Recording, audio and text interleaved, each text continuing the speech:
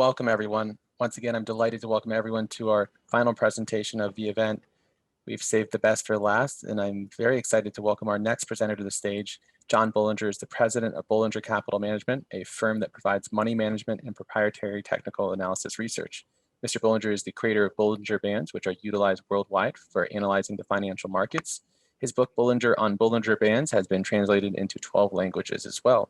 Mr. Bollinger's website, www.bollingerbands.com, is the hub for everything related to Bollinger Bands.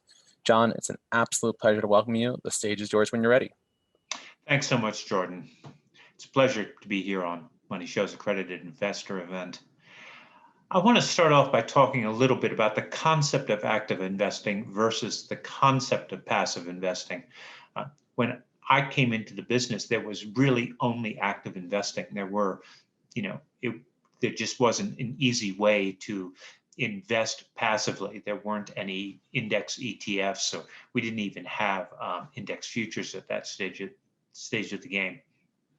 So everybody, by definition, was an active investor. But over the years, passive investing has gained traction, and it's done so in a steady manner until most investors today are passive investors in one way or another, whether they own an ETF like SPY or QQQ or one of the more specialized vehicles.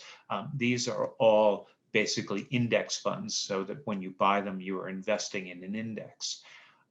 The opposite of passive investing is to actually make choices in the marketplace, to choose what stocks to own, to choose what ETFs to own, when to own them.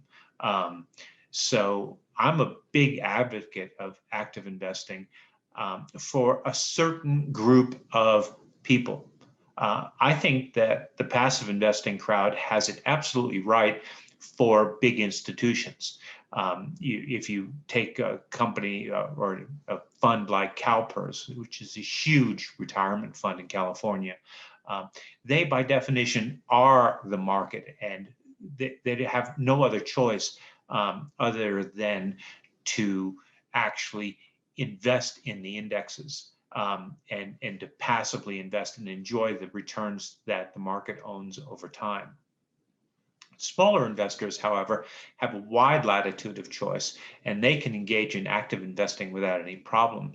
As long as they bring some discipline to the process and approach it in a rigorous manner, try to keep their emotions out of the process, they can be quite successful in active investing and do much better than passive investors can do.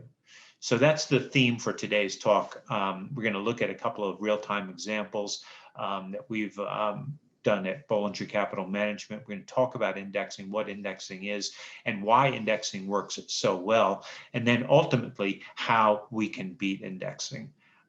So with that, let me start by sharing my screen here so you can see my slides, and we'll get on with it. So here we have it, creating value with active investing, and that is our theme today. We want to create value across the board for all types of investors, as long as they're not massive institutions that are dominant players in the market.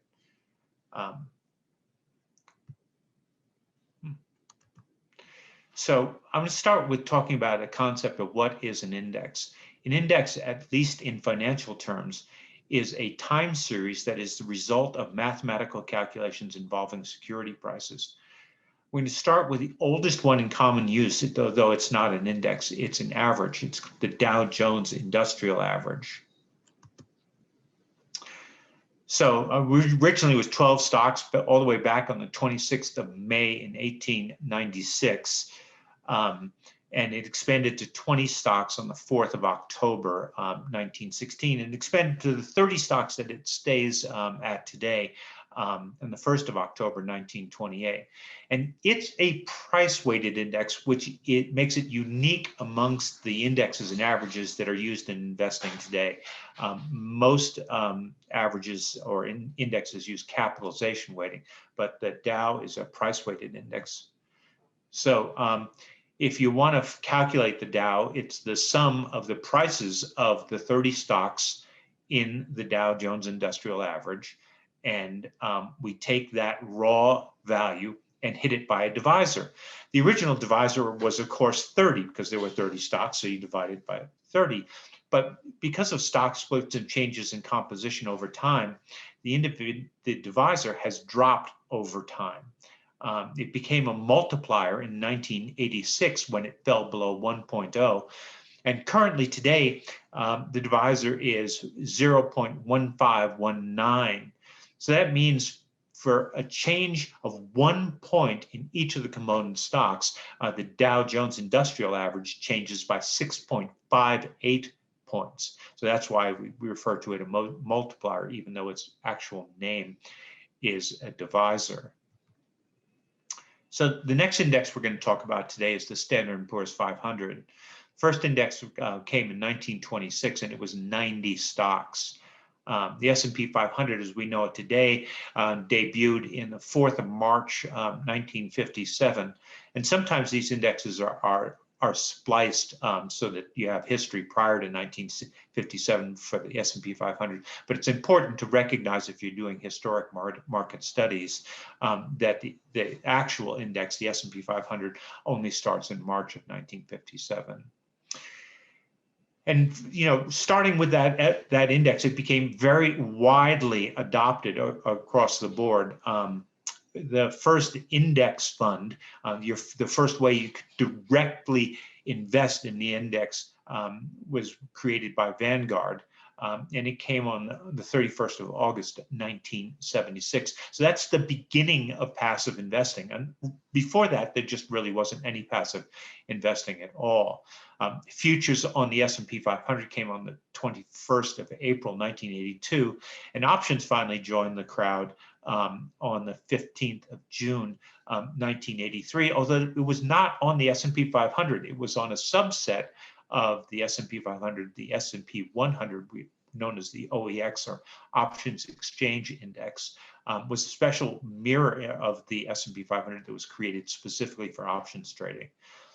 It wasn't until 1993 that Standard & Poor's allowed options trading directly on the S&P 500. And then on January 22nd of 1993, we got what has become the biggest ETF exchange traded fund based on the S&P 500, and that's SPY.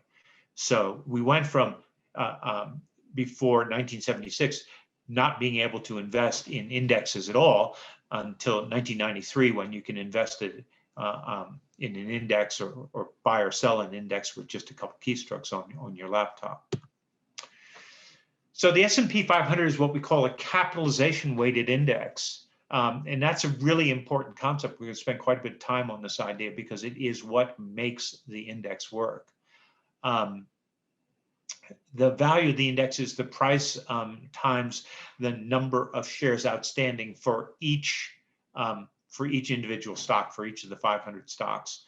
And then the raw value of the index itself is the sum of those values for the 500 stocks.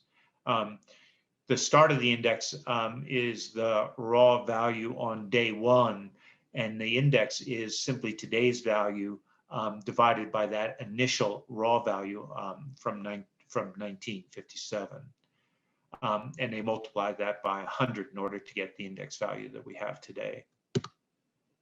So in 2005, the index transitioned from being a capitalization weighting index to being a float adjusted index.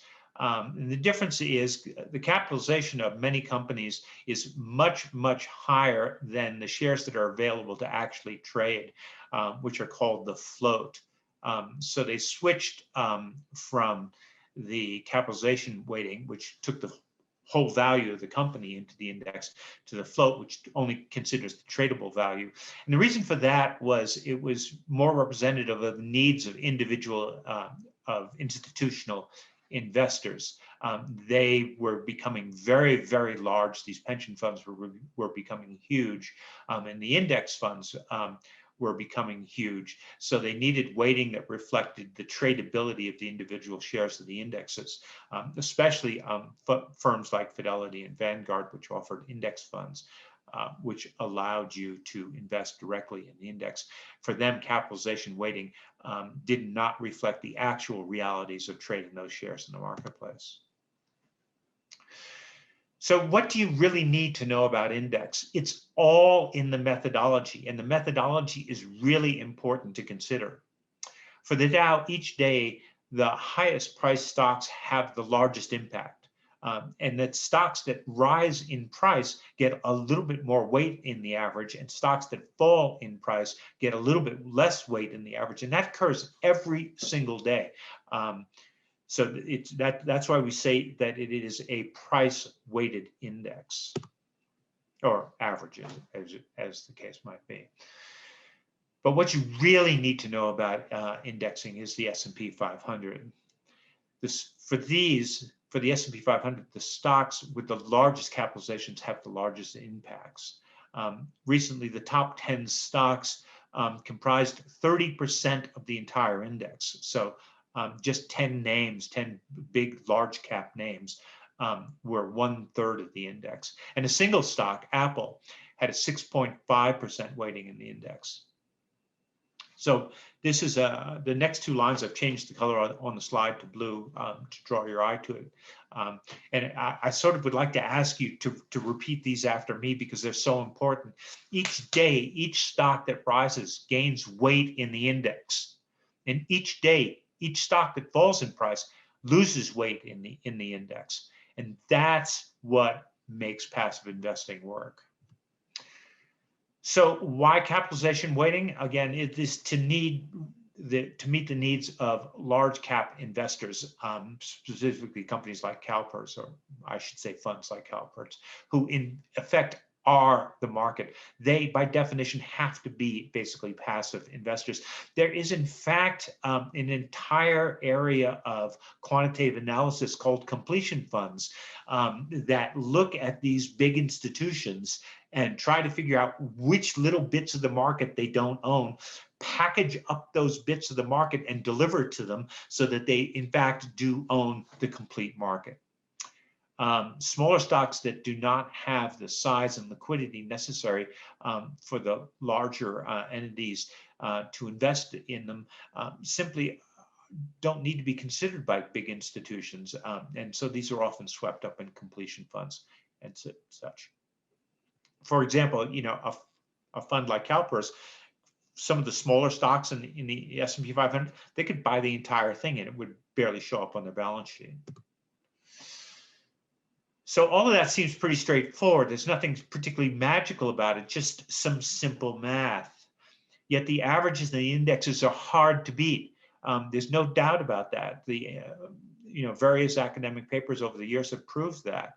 Study after study reports that it's so. But why exactly is that?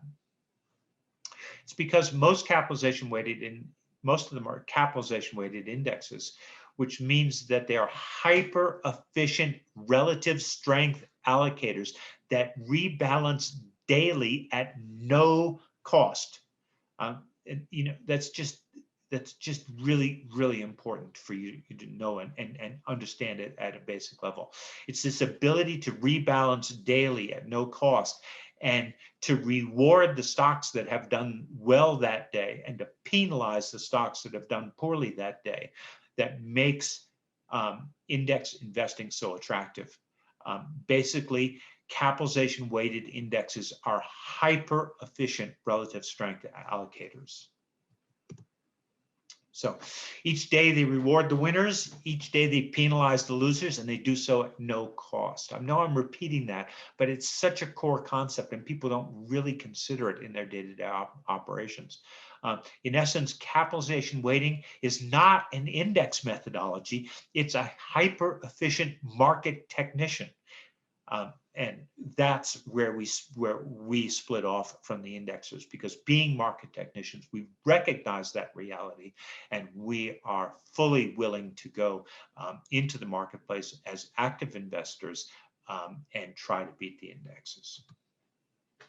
So if you can't beat them, join them, albeit with a twist. To be even better technicians than the indexes are. We need to supply our own weightings, and that's the name of the game. So as a practical example, I'm going to use a program that we've been running for about 2.5 years at Bollinger Capital Management. It's an ESG portfolio. ESG stands for environmental, social, and governance.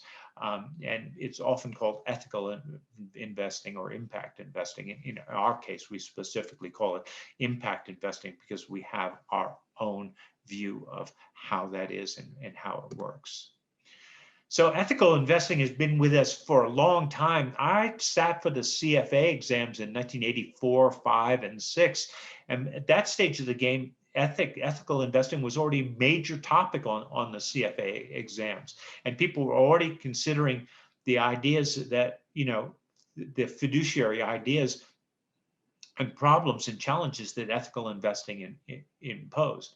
So ethical portfolios were started out with the idea of eliminating the sin stocks. So the initial ethical things often did things like eliminated the alcohol stocks, arms stocks, gambling stocks, tobacco stocks, and just kept the rest of the portfolio. So you would get the S&P 500, say, for example, without gambling and tobacco.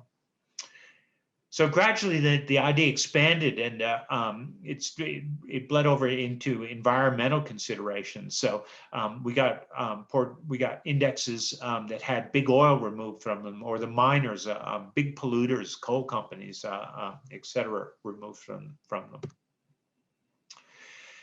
So in order to do this, subtractive indexes were created. For example, the S&P 500 without sin stocks, or the Russell 1000 without polluters. And then just, this was rinse and repeat ad infinitum to cater to every imaginable special interest. There are all kinds of specialized funds that cater to biblical interests, that cater to Sharia, for example. And this entire process is called negative screening, because what you're doing is you're taking an index and pulling out the bits, parts and pieces that you don't feel comfortable owning, and keeping the rest of it. But ethical investing came at a cost, and that cost was performance, often reduced performance. Most of the time, these subset universes simply didn't perform well. And that was okay with many ethical investors who viewed a cut in performance as a reasonable cost given their overarching considerations. There was a lot of argument about whether they were meeting their fiduciary responsibilities, and it remains a topic that's talked about today. But by and far, most ethical investors were willing to give up some performance in order to satisfy their overarching goals. So when my daughter joined the firm some 3 years ago, she came with a very strong interest in ESG, and she wanted to create an ESG product at Bollinger Capital. And I just wasn't thrilled with the idea of accepting performance, but I was actually really interested in the idea of creating an ESG portfolio. I just never thought about how to do it right. So I said, fine, but if we're going to do this, we're going to do it right. And that was the beginning of our impact research, which has led to the impact portfolios that we run today. So we went the other way. We gave up the idea of negative screening completely. We employed positive screening. We looked at a large universe of stocks, mostly constrained by liquidity, so we'd have enough day-to-day liquidity to be able to trade in and out of these things as we needed to. We selected stocks from a very large universe that we felt were having positive impacts on people and the environment. So none of this, taking an existing 500 stocks and picking out the bits and parts that you didn't want. We went and looked at a really large universe and picked out the parts that we want, the companies that we thought were doing good in a wide variety of criteria. In fact, we used 6 different criteria in the process. And the result was a series of our own indexes the impact indices, and we're currently running two of them, the Impact 100 and the Impact 200.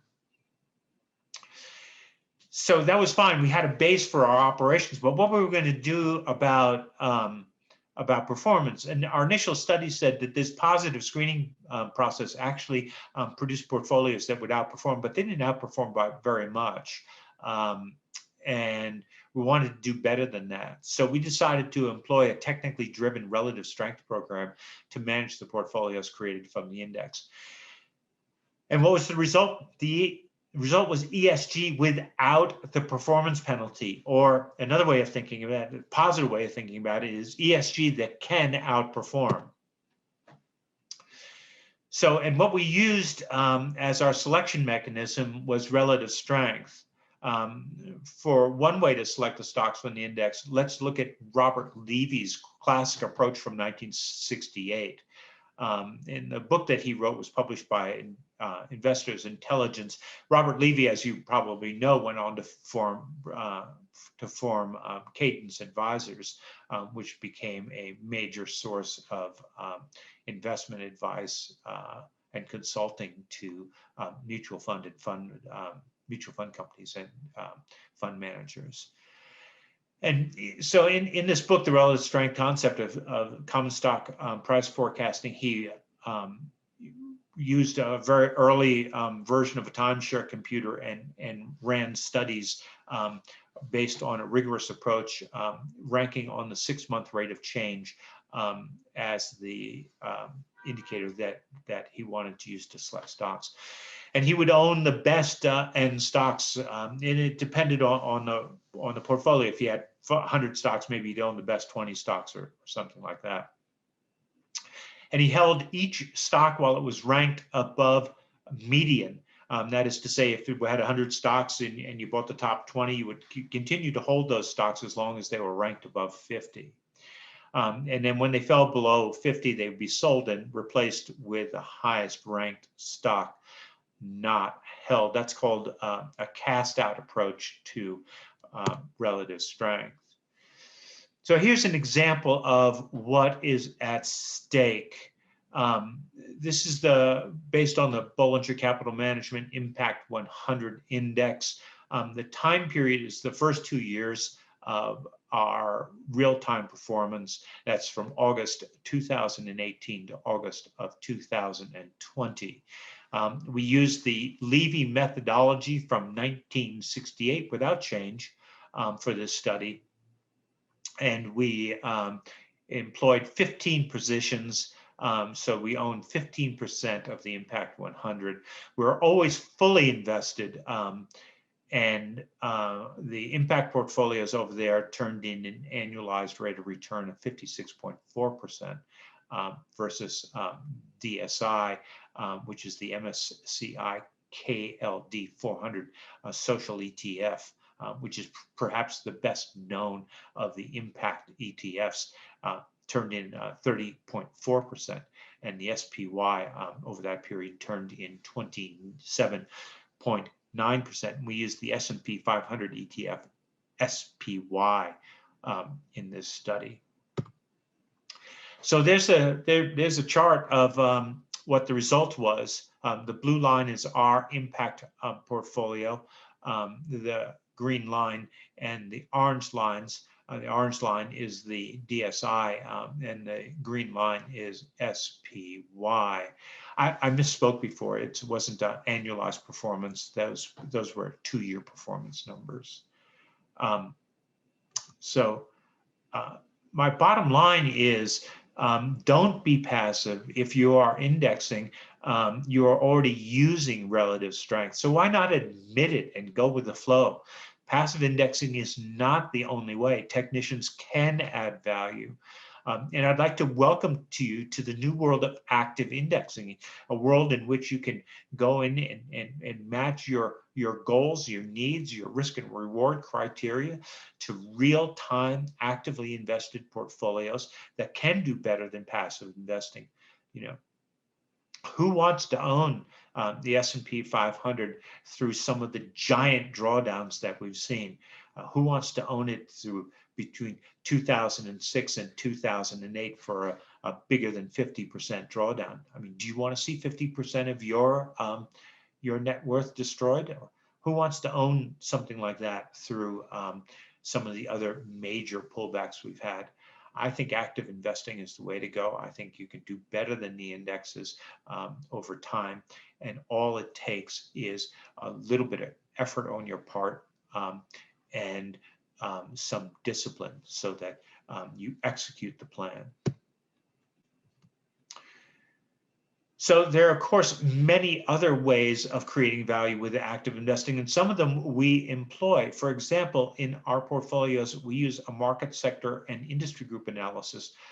We don't want to get too heavily weighted in any market sector or in any industry group, because often, you know, these stocks tend to move in herds. So we want to keep the level of diversification high in these portfolios. And in addition, you can employ some basic market timing and hedging so that in times of adverse market activity, you can ameliorate the pain. And then finally, we employ quite a bit of supply and demand analysis so that when we recognize, for example, when the Fed is being accommodative, we should really be as long as we can. And when they're being restrictive, we should try to hedge our exposure. So you might want to know how you can get involved in these programs.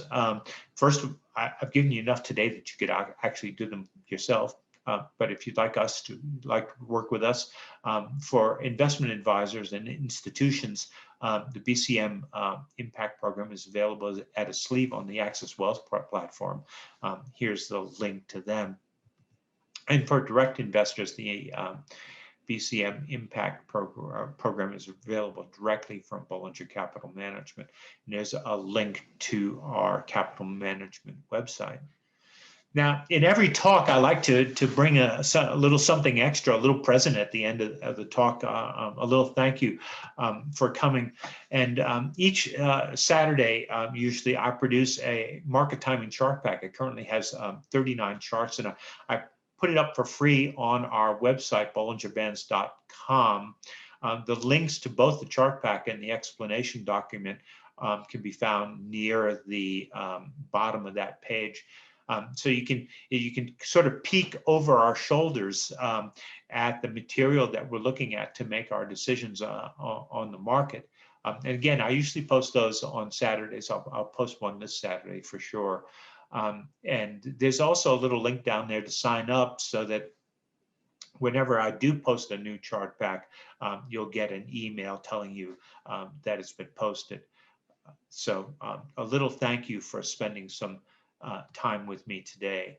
And if you're interested in Bollinger Bands and would like to see some Bollinger Band analytics, you can visit us at bollingerbands.us, which is a website that we've partnered with TraderLink to deliver Bollinger Bands analytics. In addition, we have Bollinger Band toolkits for platforms like TradeStation, Metastock, etc. So that's it. Here's some contact information. BollingerCapital.com is our investment management website. BollingerBands.com is an information website for Bollinger Bands. BollingerBands.us is our analytics website. I tweet on Twitter from time to time. My handle is @bbands. Just at bbands, BBANDS. Actually, I usually focus on Twitter on cryptocurrencies and trading cryptocurrencies, but I've been increasingly focusing on the stock market there. And if you have any questions that aren't answered today in our Q&A session, you can reach me at bbands@bollingerbands.com, and I'll be happy to answer the questions for you. With that, I'll turn it back to Jordan, who I suspect might have some questions for me. Hey, John, fantastic presentation. Can you hear me okay? I can hear you perfectly, Jordan. Excellent. Let's jump to our first question. Kevin writes in, last week on July 21st, John, you posted a tweet citing an interesting setup in BTC, and BTC rallied smartly afterwards. What was the analysis there? So the basic idea, a basic Bollinger Band idea is that we're looking for setups where the risk reward relationship is in our favor. That is, we're going to risk a relatively small amount in trying to earn a larger amount. And that was a perfect example of that. The stuff that I put up on Twitter is usually tutorial in nature to show people how they can use Bollinger Bands and the related tools and techniques. In that case, there was a reversal pattern at the lower Bollinger Band. So we recommended a long position with a stop just underneath the previous low. That worked out really well. Our first target was a tag of the upper band, and we've continued to walk up the upper Bollinger Band since then. And a few days later, we recommended using a progressive stop like a chandelier to keep track of that trade, so that if we get a big pullback, we'll get stopped out of it. So again, my posts on Twitter aren't really investment advice. They're didactic. I'm trying to teach people how to use Bollinger Bands for themselves so that they can make their own investment decisions and be active investors. Excellent. Well, staying on that topic, our next question is from John. And John writes in, I'm still learning about Bollinger Bands, how they work and how to use them. And he says, how is using Bollinger Bands different from using deviations as an indicator? And how is it a better indicator?